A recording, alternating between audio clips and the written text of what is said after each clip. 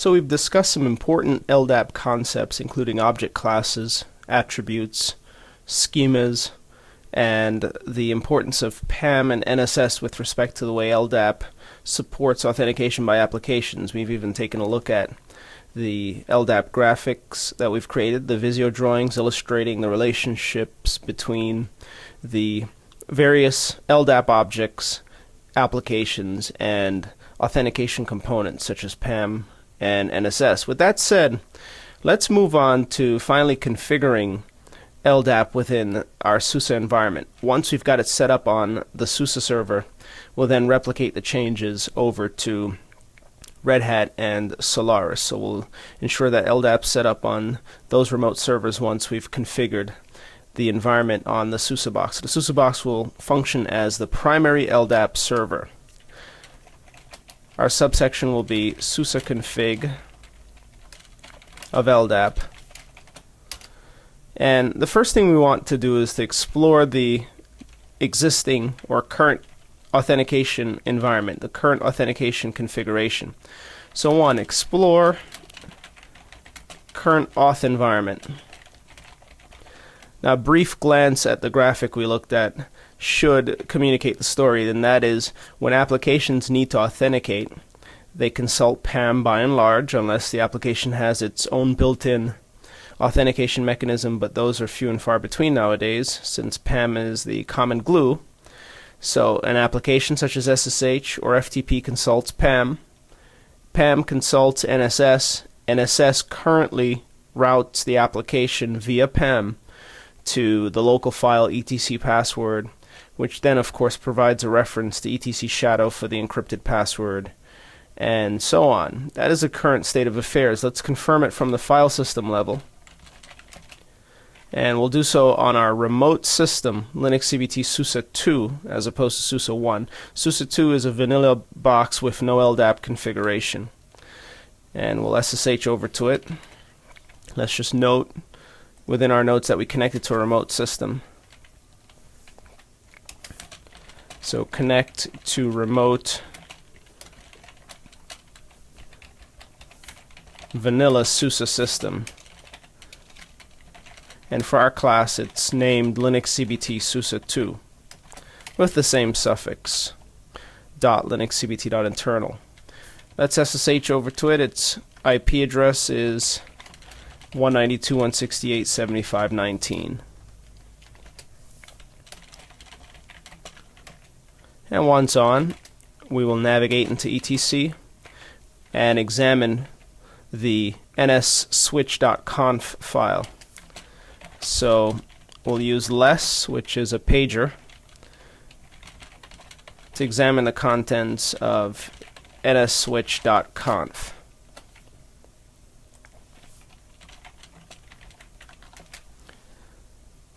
And the default configuration of this file is exactly what you see here. There are many comments, which includes clues or hints as to how to configure nsswitch.conf. And the lines that are uncommented are in effect. So the system, meaning this remote SUSE system, when any application requires an authentication lookup for password or group, uses compatibility mode, which defaults to files, which means to use the local files. If there's a request by an application on the remote system for hosts, such as the resolution of a host name to an IP address, then files are to be consulted first, which means the etc hosts file, then DNS. Ditto for networks. And for the remainder of the items, with the exception of auto-mount, files is the default option that they're to use when resolving these lookups. So services, protocols, public keys, etc. are all consulted from files. This is the default local configuration. nsswitch.conf communicates as such. Now, once LDAP is properly configured, we will be updating nsswitch.conf to point LDAP to to point the name service switch, the authentication mechanism, to LDAP. So let's just note this file will be updated to use LDAP. And back to our graphic, once we've updated the NSS component, when subsequent requests are made for authentication by a calling application such as SSH or FTP through PAM, when PAM consults NSS, at that point, when LDAP is properly configured, NSS will use LDAP in conjunction with the local file, etc password, and group and shadow. So that's the local environment. That's the current environment. That's what allows us to authenticate to the system as it stands. Again, that local file is etc password. Whenever an auth request is made by an application such as SSH, this list of user accounts is consulted. And it's from this list that NSS and PAM are able to determine whether or not the supplied credentials are correct. This list plus the shadow file. Again, this is a local non-distributed database. So let's move on to setting up the LDAP environment. So set up LDAP environment. There are multiple steps to setting up LDAP, and there are multiple components that are required. When we install LDAP support, we need to install the OpenLDAP 2 package. So we really want to install the OpenLDAP 2 series of packages, or RPMs. The server is OpenLDAP 2 and the client is OpenLDAP 2-client. However, we did mention that OpenLDAP requires the DBM database engine, which is provided in the DB42 package. So it requires DB42 RPM. This is the Berkeley DB database engine. Now, the convenient thing about using a package manager such as YAST in conjunction with RPM is that any resolution that needs to take place in terms of dependencies is handled by the package manager. So rather than installing the individual components independently and hoping we've hit all of the prerequisites, we'll simply use YAST, which uses RPM, to resolve dependencies. So note, use package manager, in this case for SUSE, YAST, to resolve or to auto-resolve dependencies. Very important. It helps us, it saves us a bunch of time.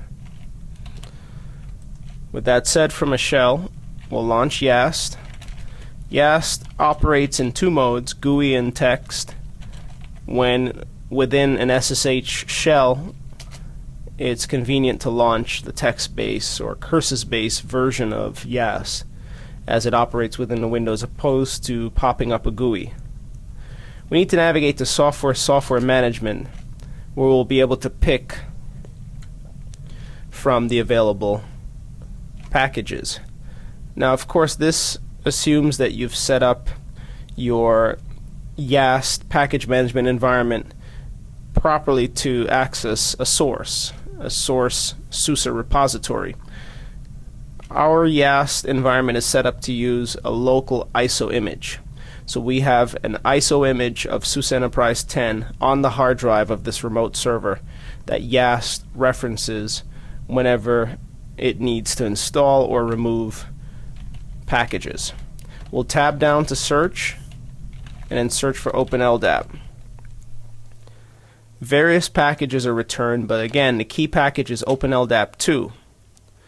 OpenLDAP 2 will ensure that the client is installed. By default, the client is installed, as the later versions of SUSE Enterprise Linux provide the option during installation to authenticate using the local etc password and shadow files or LDAP.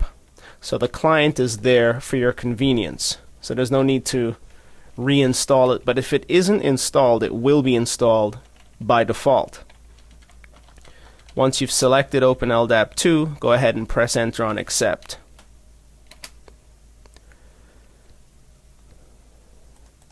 Now in our case, the ISO image is not being resolved, so we will go ahead and insert the SUSE Enterprise DVD.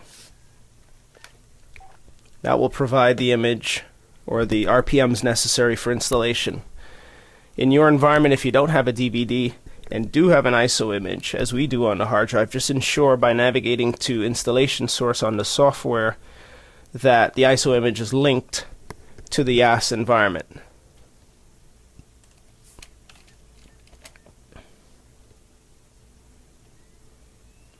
And now YAS will go ahead and attempt to copy the files.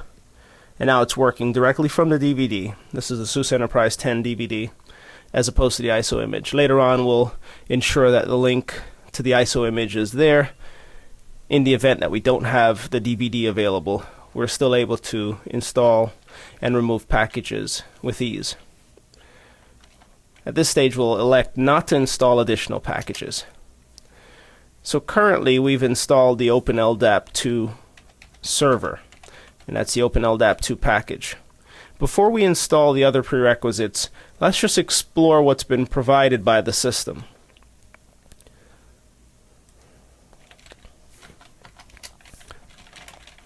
We'll use an RPM query all, grep LDAP. This will return anything that has LDAP, any package name that contains the string LDAP. And we see that the server is installed and the client was already installed. Let's copy this RPM command in the event that you're using an RPM-based distribution to manage your packages. So we'll list as C, explore, OpenLDAP2 RPMs using RPM query all, and then once we have the name of the package or packages that we're interested in, we'll use RPM query list. RPM query list OpenLDAP2, and this will enumerate the contents of the server package so that we can see how it's structured on the system. Towards the end of most RPM packages are the man pages, and they tend to be compressed in GZ or gzip format, which means we should advance to the beginning of the package dumping, that is, to the beginning of the package dump to see the important items. Now we see that many entries are created beneath etc. For example, beneath init.d or initialization.d directory, there's an LDAP entry. That is the run script, the start script, or the script which starts, allows you to start and stop, as well as restart, reload the LDAP server. So let's just enumerate some important items. This is the run script, which permits or facilitates starts, stops, restart, reload, functions of the LDAP server, of course. It's located beneath etc init.d.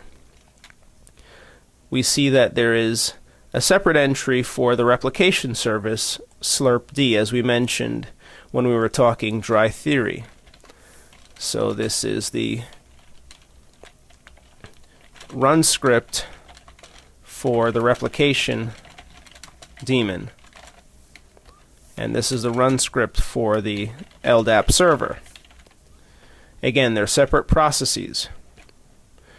There is a top-level directory beneath etc to house the important OpenLDAP items, including, of course, the all-important schemas, slapd.conf, and other items. Now let's just briefly go through the list. Beneath etc OpenLDAP is a schema subdirectory which has been created by this RPM. It includes a README, which describes what the contents of the directory, and the default or standard schemas, such as corba, core, that's the core.schema, not the core.ldiff. An ldiff file contains changes that are to be committed to the directory, which we'll look at when we use add, modify, and remove commands shortly. Cosine, and quite a few other core schemas that are included by default in the configuration of your LDAP server, and we'll see where these files get included momentarily. The default config file is slapd.conf for the server, not for the LDAP clients. Let's just go ahead and take this directory and include it as something that's worth mentioning. Top level schema container directory, or container. And then there's slapd.conf. This is the primary LDAP server configuration file. So this is the LDAP server config file. Regardless of distribution, if you're using OpenLDAP, slapd.conf is the default config file for the server. Whether or not it's stored within etc OpenLDAP may be distribution specific, but within the SUSE environment, this is the default directory. There's a sample slapd.conf.default in the event that you need to resort or revert to default configuration options. So let's say you've bastardized your slapd.conf and your LDAP server no longer functions the way you'd like it to. Then you can revert to slapd.conf.default by copying it to slapd.conf, backing up the bastardized version, of course, and starting all over. Beneath user lib, as we move on, there is an OpenLDAP container. By container we mean directory.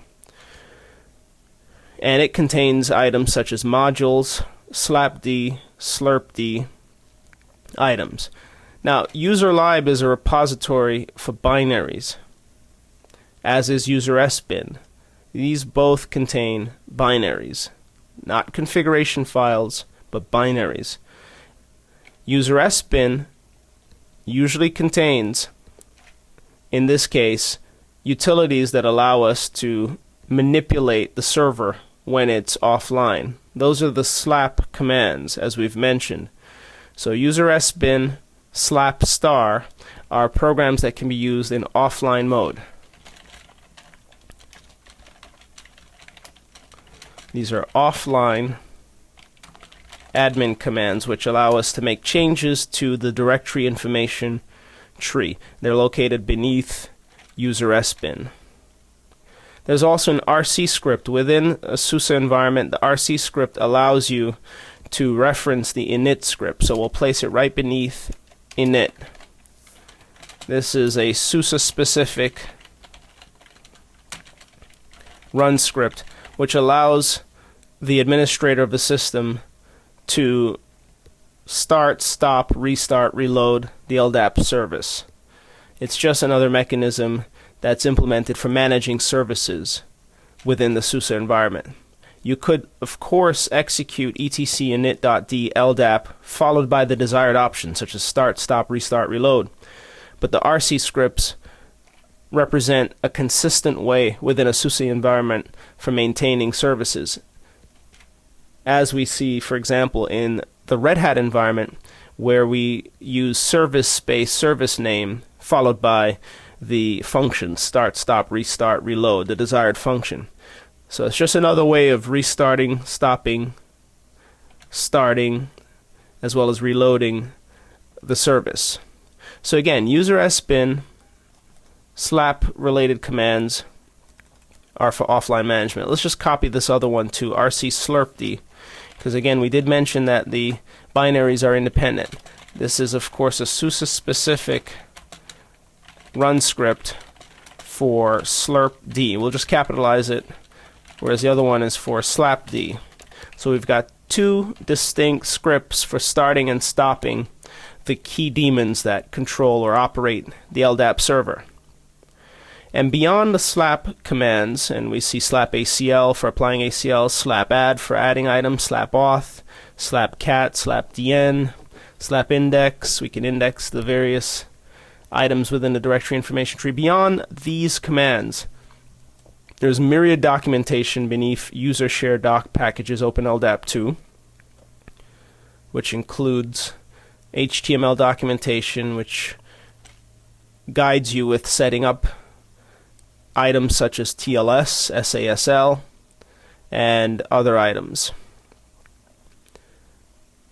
Various documentation that pertain to IETF, and various man pages for the included commands, daemons, and so on. Now towards the bottom we see varlib LDAP. This is an important directory. This is where the databases are stored. This is the DB container. Again, we did mention that LDAP is independent of the database type. However, LDAP does specify where the default database should be stored, regardless of type. So varlib LDAP is the DB container or directory. In our case, the DB type will be DB42. With that said, let's RPM query all grep LDAP and take a brief look at the OpenLDAP2 client package. Again, regardless of distribution and regardless of what the packages are actually called, they should be called some variation of OpenLDAP2 and OpenLDAP2-client. The same binaries, config files, and so on should be included. Now, you may have slight differences in terms of where the items are stored on your file system, but nonetheless, as they come from the same source, it should be the same across the board. This is the OpenLDAP2 client package. It contains primarily online management client utilities such as LDAP, add, modify, remove, and so on. So for step E, we've enumerated the contents of OpenLDAP2-client, and this contains client utilities such as LDAP, add, modify, remove, etc. This package cross-references a configuration file located beneath etc openldap ldap.conf. If you're familiar with other Linux programs such as MySQL, this should come as no surprise. MySQL, for example, uses a hierarchy of config files for its clients as well as for its servers.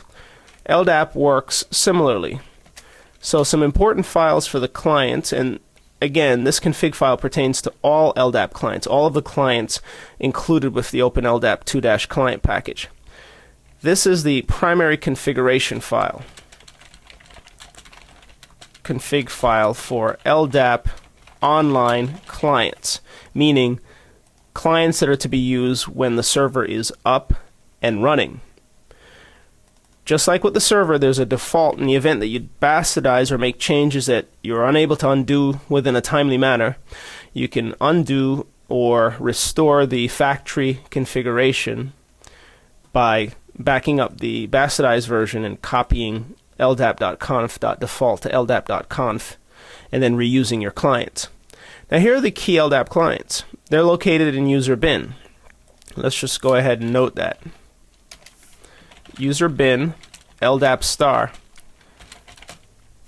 represent the key LDAP online clients, meaning clients that are to be used when the server is online.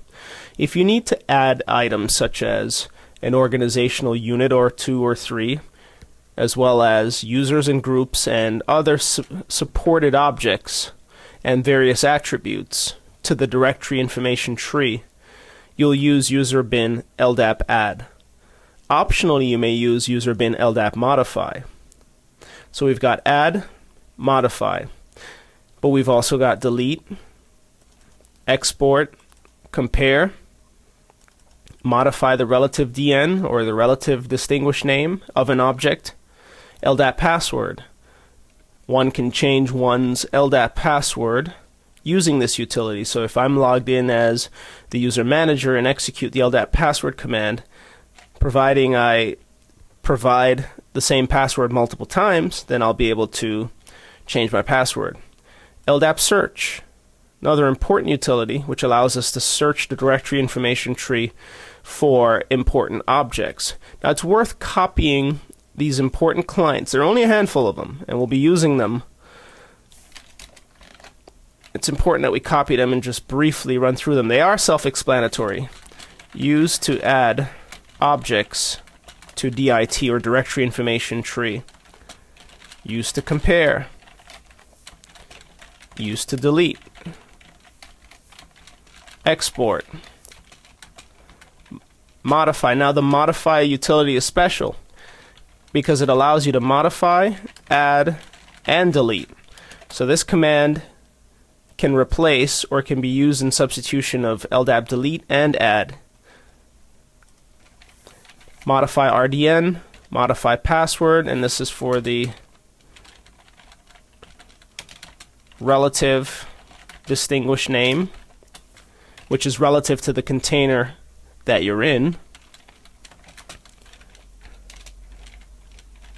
Changes one's password.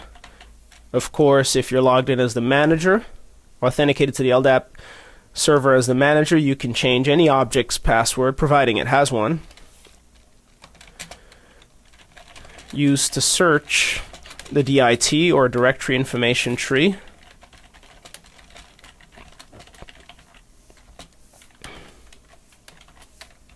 And used to return the current user, meaning who you currently are connected to the LDAP database. These are the key online utilities.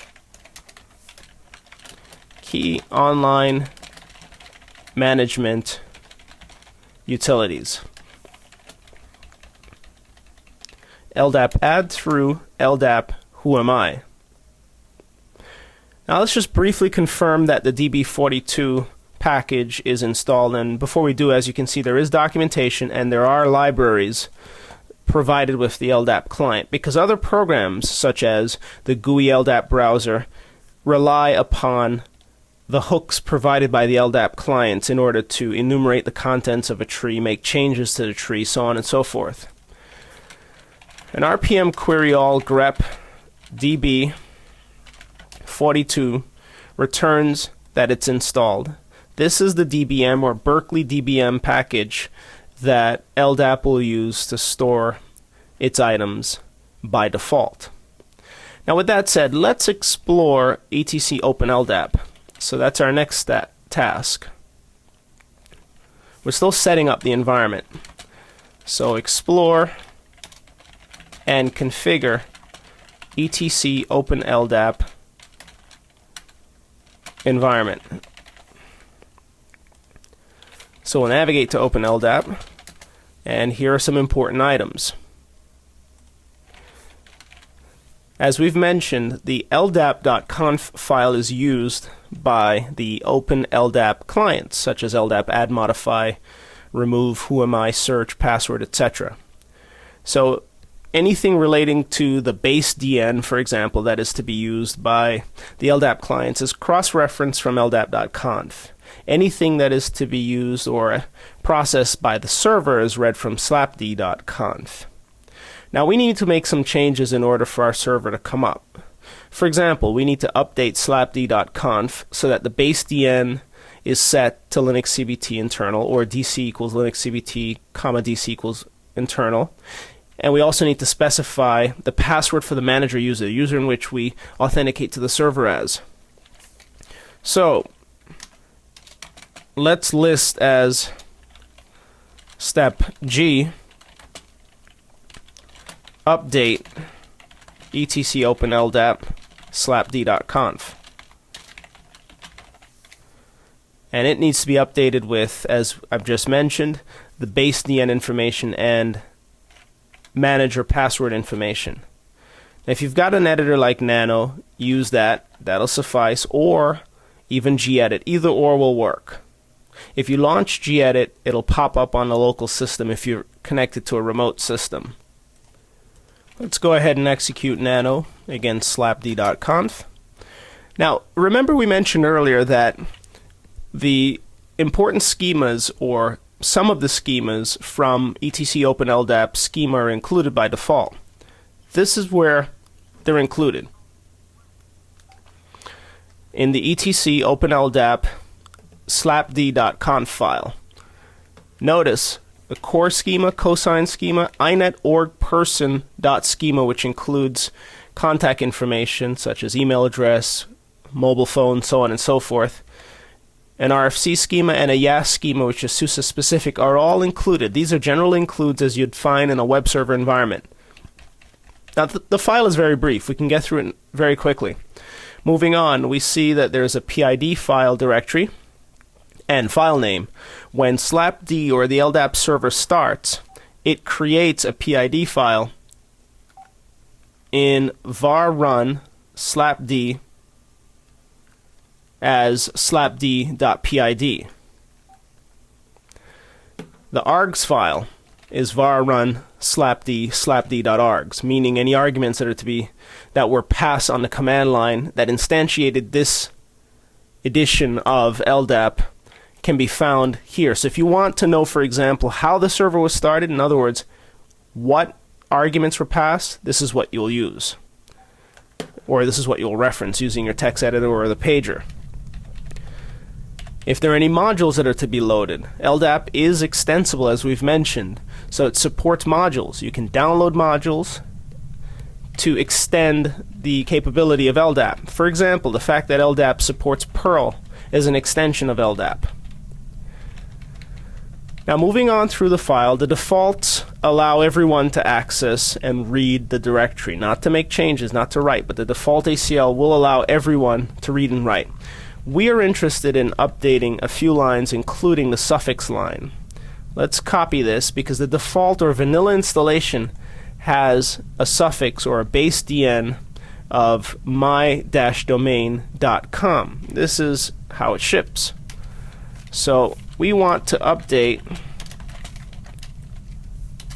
to the following for our intents and purposes. Linux CBT internal. This will create our base DN. The base DN is the top or the root of the LDAP directory information tree. Back to the graphic for a moment. This is the base DN, and that's what we'll create by updating the suffix. Now we can comment the existing item so we don't entirely bastardize it, create a space, and if we need to revert, we can always revert.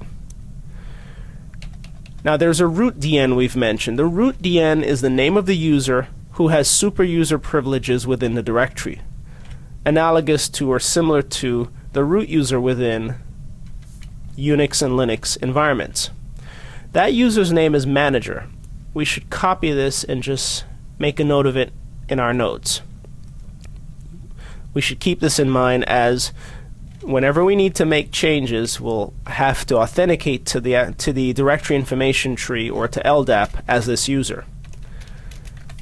So super user info. This is the super user, the root DN.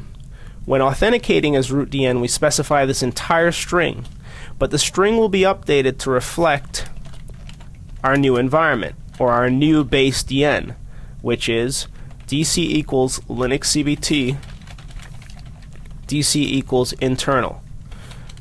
The root DN must match the base DN. So let's comment this item and Control-Shift-V to paste our new root DN. In other words, the root DN's full credential or full distinguished name must match the suffix or base DN. Notice also above we skipped over it, the fact that the database is BDB or Berkeley database. So when we authenticate, back to the root DN section for a moment, we will specify CN equals, CN is an acronym for common name, CN equals manager, DC equals Linux CBT, DC equals internal. Now there is one other directive, the root password. It should also be updated. It defaults to secret. Let's copy this line as well, and we're going to use a simplistic password, or a simple password, ABC123. This will set to simply ABC123, and in the security section we'll tighten this up. For now, just update your password, your root password, to be something easy to authenticate, especially if you're just starting out with LDAP and haven't gotten quite familiar with authenticating, using the long CN string, and using the directory information tree. Just update it, clear text, restrict access to your server, and once you're comfortable, consult the security section where we tighten this up. There's some indexing options, and there's a default directory where the database is to be stored. And that's it for this slapd.conf file. So it's a very straightforward file. It's got some included schemas, PID args file, modules to load, ACLs, the database type, the base DN, the root DN. The base DN is also known as the suffix, the root DN information, including root password, the location of the database files and any indexes that are to be applied to those files to make them perform better. With that said, we can save this file. And now we've got a new slapd.conf that's ready to be processed by the server. Now we should also note one other thing. Note cn equals manager, or manager from the string above cn equals manager is case insensitive. Is case insensitive, which means you can authenticate to the LDAP directory using uppercase manager, mixed case manager, or lowercase manager. But the password, just like with most authentication environments, is case sensitive. Great. Now we're making progress. We should have our LDAP server up and running momentarily. We do need to ensure, however, that PAM and NSS support is installed. So let's list as step H. Ensure that PAM and NSS support is installed. Although we could connect to the LDAP server, we could start the server, connect to it, and search for items without authenticating through PAM and NSS. But it's good to ensure that all the nuts and bolts are in place. So to do so, we use YAST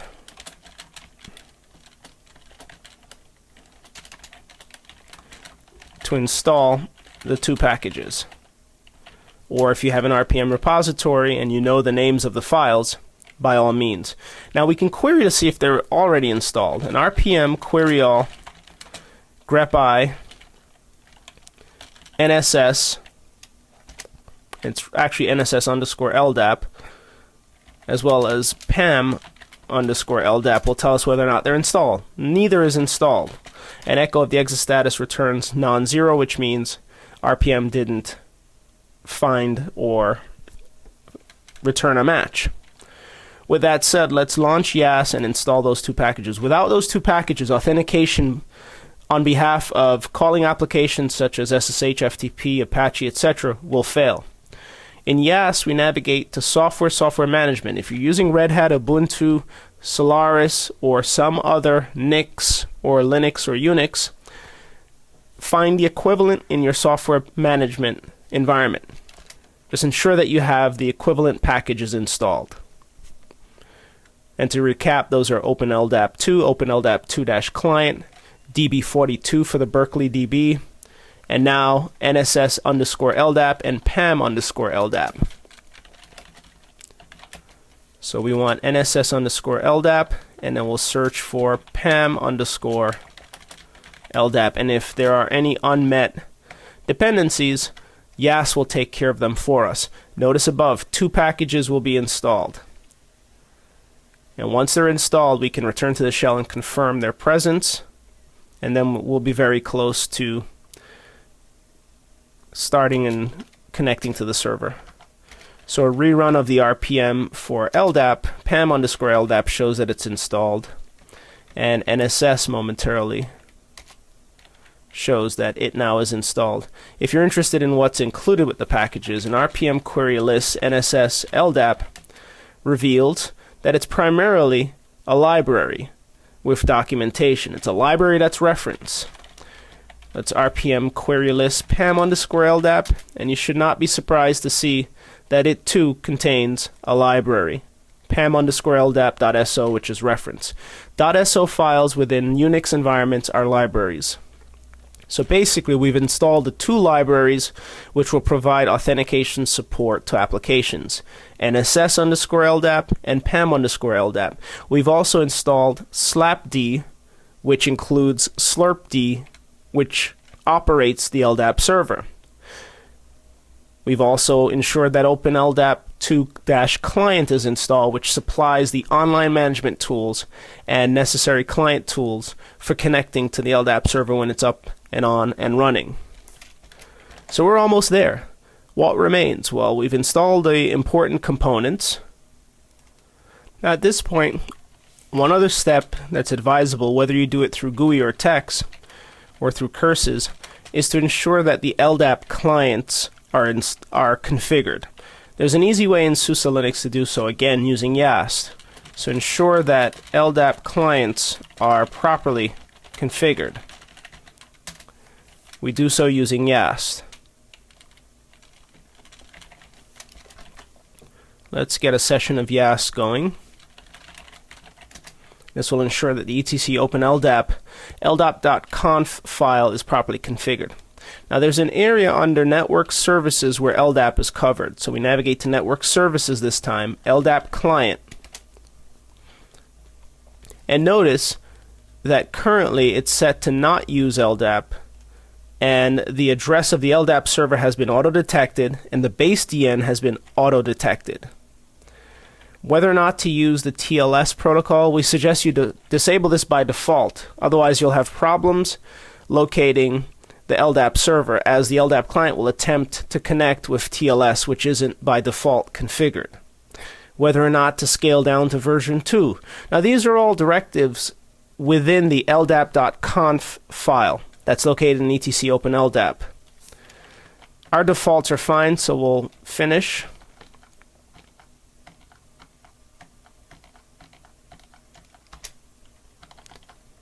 And we'll attempt to start the LDAP server. Now, if you don't have those values in your environment, just put them in, or start the LDAP server and have the LDAP client fetch the values.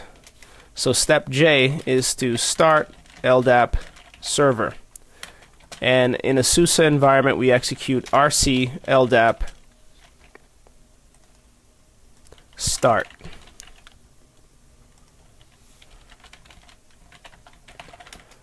And if all goes well, we should see done. The exit status should be clean. And now the LDAP server is up and running. If we ps ef grep LDAP, we see that it's up and running with whatever default arguments that have been specified. For example, we see the service location protocol is on. We see the LDAP URI, and we see that the binary slapd was called. Now again, remember in varlib,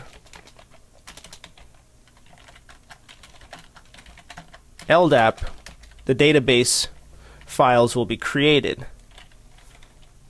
And also, if you recall from etc open LDAP, from the slapd config file, the PID files which are defined can also be perused if you're interested in knowing any arguments that were passed. They're in var run slapd. So let's navigate to var run slapd, and we see the slapd.args file, which returns whatever arguments were passed in to start the process. And the slapd.pid returns the PID. So if we ps ef grep 7352, there is the process. So we're now up and running. Now we need to, in our next section, search the directory information tree. Currently, if we take a look at this graphic, the only thing that exists is the base DN or suffix. DC equals Linux CBT, DC equals internal. We've also set up the NSS_LDAP module, or we've at least installed it, and the PAM_LDAP module. We've yet to reroute system authentication through LDAP, but we have the components in place. We have yet to populate the directory information tree. We'll be doing that momentarily.